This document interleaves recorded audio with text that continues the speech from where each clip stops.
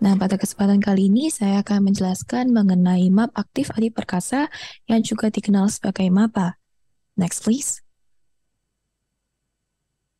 Ya, pertama-tama MAPA merupakan anak usaha dari MAPI dengan kepemilikan sebesar 68,8%, yang mana second largest stakeholder-nya merupakan CVC Partners melalui Montage.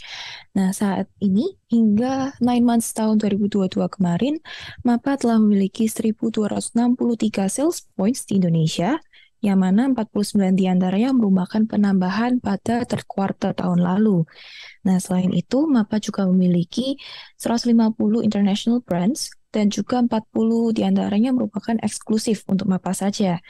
Nah, untuk MAPA, mereka membagi brands yang dimilikinya menjadi 3 kategori, yaitu sports, yang kedua leisure, dan yang ketiga adalah kids. Selain itu, MAPA juga telah memiliki ekspansi ke regional Asia Tenggara. Di antaranya ada Vietnam, Philippines, Thailand, Singapura, dan juga Malaysia.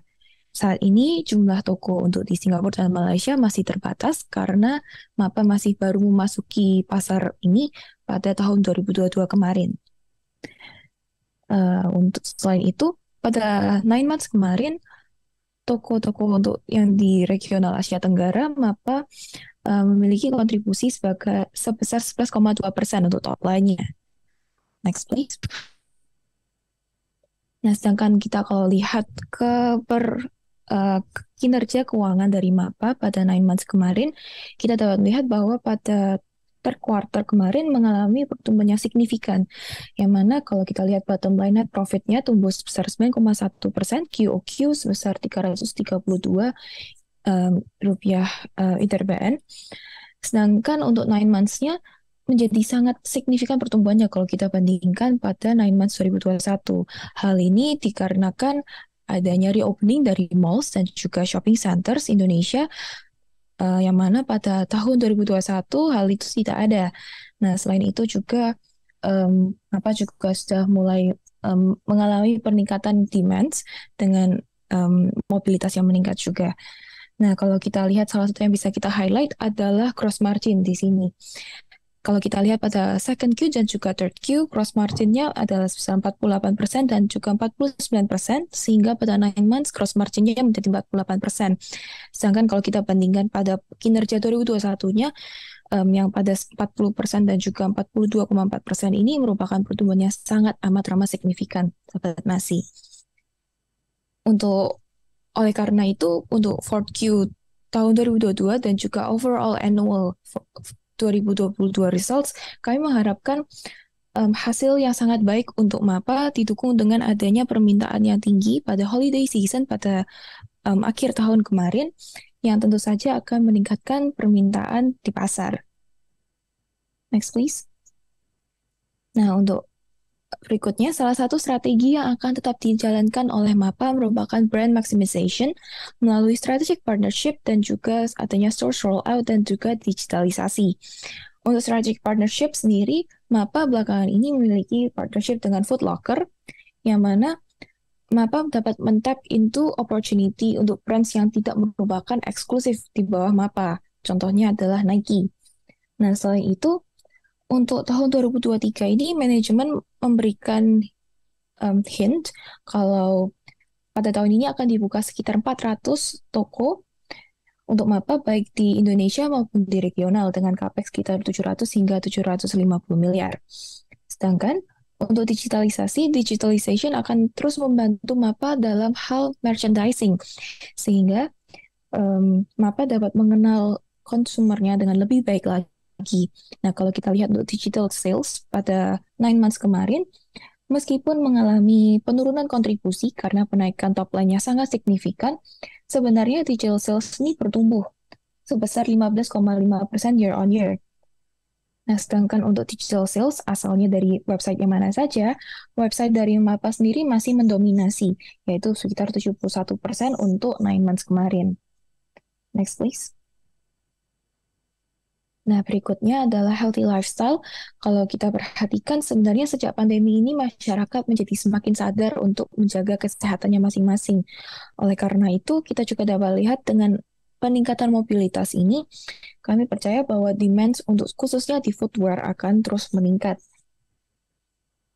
Kemudian kita juga dapat lihat bahwa adanya kalau sahabat masih familiar dengan istilah athleisure, yang mana kita menggunakan contohnya sneakers untuk daily activity kita.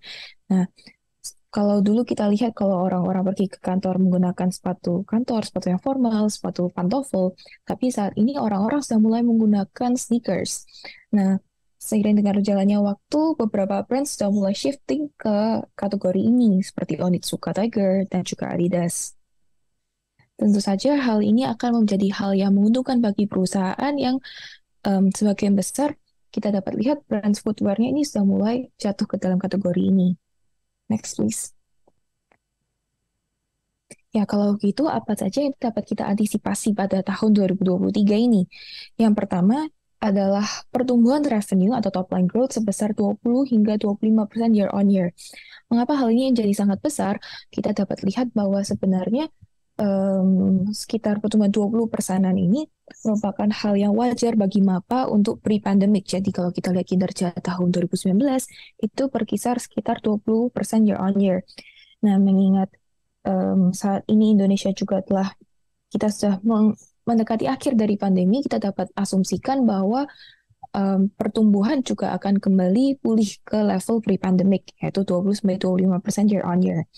Sedangkan untuk gross margin, tadi kita sudah lihat pada second quarter dan juga third quarter sudah melambung ke 48 dan 49%.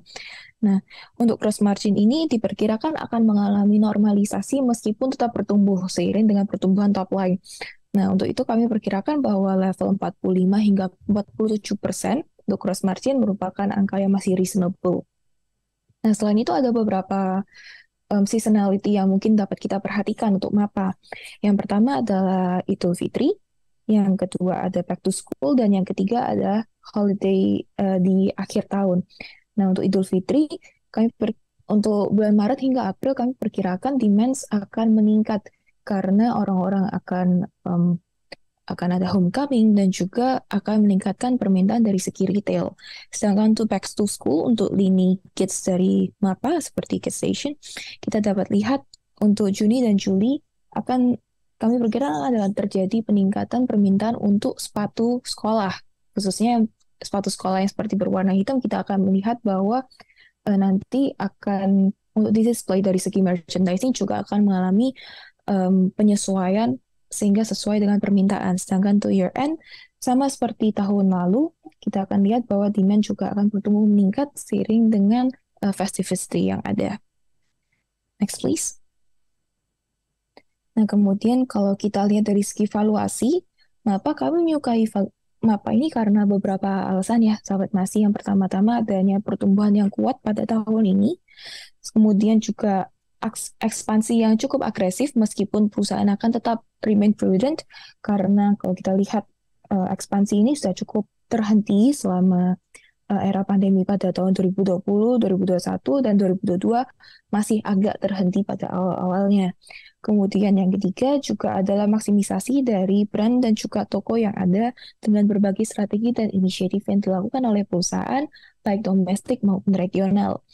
Nah, kalau kita bandingkan dengan global peers-nya, kita dapat lihat kalau MAPA sebenarnya memiliki pertumbuhan yang jauh lebih pesat dibandingkan peers-nya, sehingga kami lihat bahwa MAPA ini sebenarnya masih menarik kalau di global peers. Sedangkan kalau kita bandingkan dengan retail lainnya di Indonesia, kita dapat lihat bahwa MAPA ini sebenarnya masih menarik juga, sahabat Nasi. Kita dapat lihat untuk revenue growth dan juga EPS growth, sedangkan ROE-nya dari MAPA ini masih bagus. Sedangkan kalau kita lihat dibandingkan MAPI, kenapa kalau MAPA ini diperdagangkan at discount, kita dapat lihat mungkin ini karena adanya less liquidity dari MAPA dibandingkan MAPI. Ya, sekian dari saya. Terima kasih.